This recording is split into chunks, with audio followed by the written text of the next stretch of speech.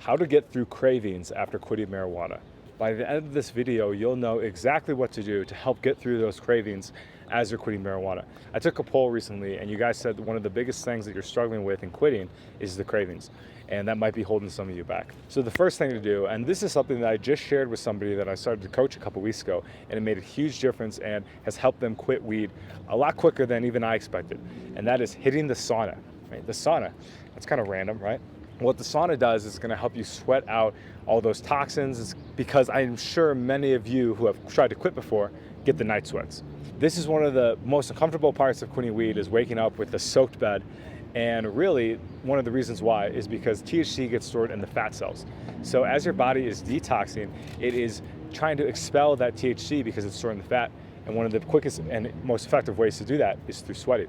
So going to the sauna and sitting in there for 15, 20, 30 minutes, preferably an infrared sauna. A lot of places don't have that though, like a local gym might just have a regular sauna that's just super hot. Like that's gonna be fine too. And really what it's gonna do, you're gonna just start sweating like crazy. I went to a sauna yesterday and it was amazing. I sat there for 30 minutes, did a meditation, just poured sweat. I noticed a huge difference even after just getting out with my mood, with my stress levels as well. I was sweating so much in my face that I lost some of the bloat. So my face got a little skinnier, which was nice. So that's a bonus too. But pertaining to weed, what it's gonna help too is that when you go to bed, it's gonna prevent you from sweating for so many nights. I know a lot of people, it takes maybe a week of just constantly sweating, up to 2 weeks. And if you can start sweating by yourself, consciously, I guess, it's gonna really speed along the process and allow you to detox faster and help get through that craving stage a lot quicker. The next thing to do is to create a game plan to when those cravings come on things you can do to distract yourself. Now, long term, we want to learn how to sit with our emotions and our feelings. But in this initial stage, I think it's okay to choose other things to do than have to bear the full front of the cravings. You're obviously going to have to experience it to some degree, but finding things you can do that are going to be fun and enjoyable, that are going to help propel you towards the direction you want to go, whether that's business, entrepreneurship. Starting to put your energy into that is really going to distract you for at least a time being while the cravings come and go. Because cravings, they're just an emotion, so they're going to come and they're going to leave, as you've probably experienced yourself. In riding out that wave of cravings, it's really going to get you through the day and help you get to the next day. And as you know, each day gets a little bit easier progressively. You might have a day or two in there that's actually really difficult, but you get through that day and it's going to be easier than it was before. So it's a progressive journey, of course. Learning to develop these healthy habits now, I'm going to throw in journaling there as well, getting and starting to write down how you're feeling, your emotions, your thoughts, the experiences of the day. This is all going to prepare you to when you are free of the cravings, you are free of the withdrawal, and you can start to use all that time to put it towards the things that you really want in life, like the work, like the relationships, all that stuff. Developing these habits now is just going to prep you for when the time comes where you're going to get to a place where it's like, oh my gosh, I have so much time in the day. What am I going to do with it? Well, if you've already been training yourself to, when you're bored, to get out there and start taking action towards things, it's going to be just far more easier to start making progress and taking action towards those goals that you really want in life. And the last thing, and guys, this might not be the most pleasant one, but it's the most powerful one at the end of the day. It's really to suck it up and face it, to pound your chest and go right into the storm. A lot of you might not be ready for that, and that's okay. It takes time. The people that I see succeed in it, they want marijuana recovery. They want to go through the withdrawals more than they want to keep smoking weed and wasting their life. So really, I think each person's journey is getting to that place where they want to be free. They legitimately say, I will do anything it takes, including experiencing hell and back, to be free of this. That's what it was for me. I got into some trouble with selling marijuana, and then I also got in trouble with the police. And that was my wake-up call, like, hey man, I want to go through the pain that it's going to take to quit this more than I want to go to prison. So I will do it. I will do it. And I did it, and I haven't looked back.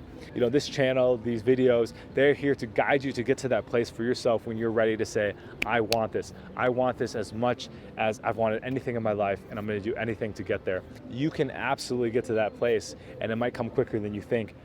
It does take consistent action though, and you got to put one foot in front of the other every single day. So coming back to this point, sucking it up and facing it. A lot of people will talk themselves out of getting clean because they don't want to have to experience this.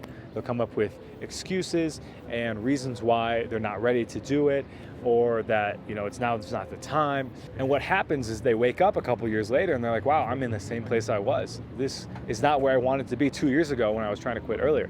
So it comes to a point where it's like, okay, I'm just gonna suck it up. I'm gonna deal with this. I'm gonna feel the pain. It's gonna help me grow. And though sometimes it can be very hard to remember that this pain is actually a benefit and a blessing in disguise.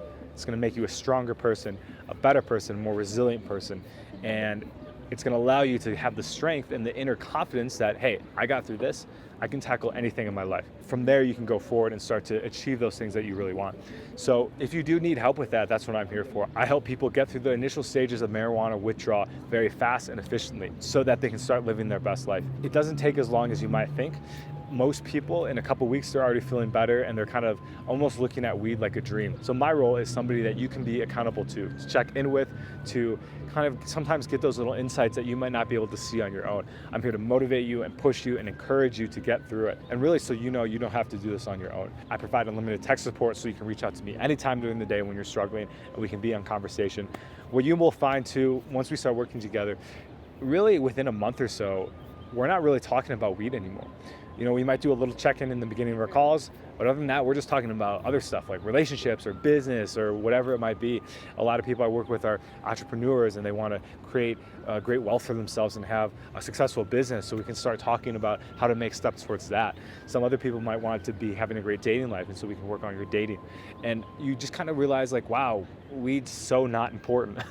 What's important is all these things that I really actually care about. And then now that I have the freedom and the clarity and the motivation to work towards it, I actually get to start achieving this, and it's absolutely beautiful. It blew my mind too when I started to get to achieve some of this stuff that I've wanted for my whole life. I just never had the discipline or motivation to do it because I was high all the time. And once I got the weed out of my life, I had so much free time to start working on the things that I actually wanted to work on. So if support is something that you think could be a benefit to you in recovery, I invite you to schedule an initial consult with me down below in the description. We'll hop on a call. I'll get to know you, where you are, what your goals are, and how we can achieve them as fast as possible. I'm not gonna keep you around for 3, 4, 5 months like traditional therapy. I want you coming in and out as fast as possible so you can start living your best life. Do I hope we have a relationship after? Absolutely. A lot of the people I've coached, we're really good friends now. Some of them I even do business with. But in terms of weed, I want you to be over this as soon as possible. Just like for myself, I don't want to work on this forever. I wanted to do it quickly and efficiently, and that's what I'm here to teach you to do. So with that, guys, comment down below if you know any secret bonuses or hacks that I didn't mention that can help you with cravings. And with that, guys, we'll talk to you in the next one. Peace.